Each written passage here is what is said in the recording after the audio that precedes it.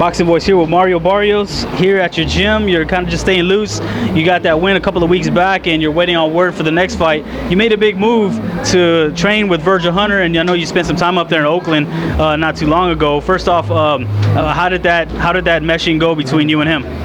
The meshing, I mean, after my last fight, my manager Luis ThaBoxingvoice, he has connection with Virgil. You know, I guess they talk all the time. They're real good friends. And I mean, I don't really know how it came about. My manager, he brought it up to me one day. You know, like if I don't mind working with Virgil, and I was like, man, I remember growing up seeing Virgil work with fighters like Andre Ward and others, and I was like, man, it's almost like a dream come true. You know, and our styles, you know, there's so much alike. He teaches like real intelligent boxers. And so I mean, so I went over there for a week, and I was over there working with him, and I just loved it out there, man. Like just working with everything, man, it's super intelligent. And our styles mesh well. And with him, on the outside looking in, he seems to be more of like a psychological coach, where he can get in your head, make you at ease. Is that part of it? Seeing that boxing is more mental than physical, where you need to be calm, you need to think about what you're doing and follow the game plan.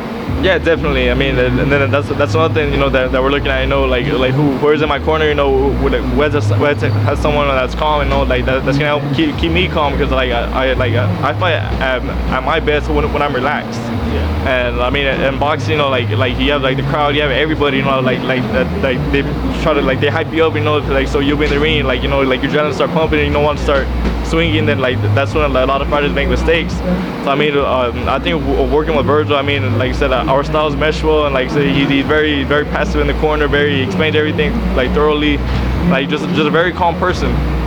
And how disappointed were you with your last fight, seeing that you came in to do your thing and your opponent was unwilling, even though tape and research has shown that he does battle, but it seems like he wanted to just come in and just play it safe and get home without any bumps and bruises.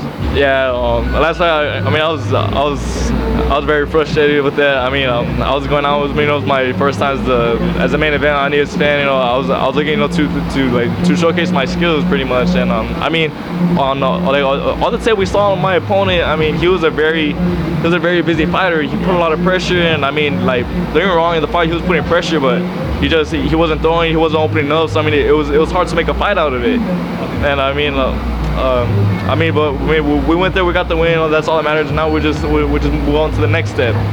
And it's not uncommon to happen. I mean, we just seen it happen in a way with Andre Ward, where he had a tune-up fight and the fighter didn't hardly engage. So it's hard to open up somebody like that. I know Nonito Donaire went through something similar. You see that happen when opponents come in and they really don't want to face the heat, and they just decide to just live another day. Yeah. But so what did you learn about that?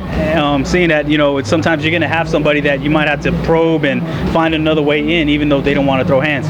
Yeah, if anything, I mean, we're just, like I said, I mean, I'm still learning on the job every day here. I mean, we're learning with every fight. I think with that fight, man, I'm just learning, sometimes, you're gonna have to fight a fight that you're not used to, most of the times, I'm used to just outboxing a fighter, because I'm used to having the shorter guy come in, but I mean, with that fight, we learn, sometimes we're gonna be having to be the one pressing the fight, putting the pressure, having a dirty fight. Yeah. Okay, and moving on, your progress hasn't slowed. They're already working on things for you. Your manager Al Heyman and Luis ThaBoxingvoice. So, what are the talks? I mean, what can you tell us that what y'all are waiting on and maybe hoping for the next man up? You seem to be the next man up for the title shot. Right now, I can't even tell you much. Because we're still waiting to hear word back. I mean, we're staying in the gym. We're staying ready. We know the next fight, it's gonna be a big one for sure. So I mean, we're just grinding until then. Just staying ready. All right. Well, we'll tune in, man. Definitely let us know when you get that phone call. We'll be out here. So we can get that out there. But I appreciate the time, and stay loose. Stay loose. All right.